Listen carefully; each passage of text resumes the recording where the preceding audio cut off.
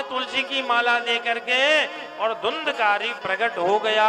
बोल भागवत भगवान की जयकार होने लगा।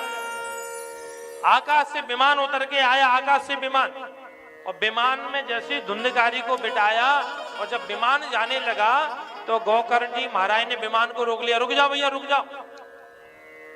भगवान के पार्षदों ने कहा क्या हुआ? बोले ये बताओ धुंधकारी को कहां ले जा रहे हो? बोले इसकी कथा सुनने से मुक्ति हो गई, हम इसे लेकर के जा रहे हैं भगवान के धाम को। देखो गोकर्ण जी महाराज कितना बढ़िया बोले, आनी तानी विमानानी सोतारो मम निर्मला। अच्छा एक बात बताओ, यहाँ कथा सुनने वाले तो बहुत सारे श्रोता हैं, पर विमान केवल अकेले धुंधकारी के लिए ही क्यों आया? जरा विचार करो। कथा तो वहां बहुतों ने सुनी, पर विमान केवल धुंधकारी के लिए ही क्यों आया? सबके लिए विमान क्यों नहीं आया? हमने कल बताया ना, कथा सुनी सबने, पर कथा को मन जीवन में उतारा किसी ने नहीं। यहाँ की कथा सुनी 10 बजे बाद सीताराम सब भूल गए। जिसने कथा को जीवन में उतारा है, भगवान के पार्षद कहते हैं, बोले गोकर्ण जी महाराज धुंधकारी ने कथा तो सुनी पर कथा को अपने जीवन में उतारा, इसलिए इसका उद्धार हो गया। कथा सुनने के बाद कथा को जीवन में उतारना चाहिए। महाराज पुनः भागवत जी की कथा हुई और कहते हैं उस गांव के जितने भी कीट पतंग, सुअर कुकर गधा मनुष्य स्त्री पुरुष जितने भी थे, 7 दिन कथा सबने डट के सुनी। और 7 दिन की कथा के बाद आकाश से एक विमान नहीं आया, उस गांव में जितने भी जीव थे सबके लिए विमान आया।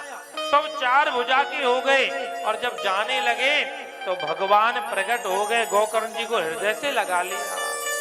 गोकर्ण तूने आज मेरा भगवान होना सार्थक कर दिया।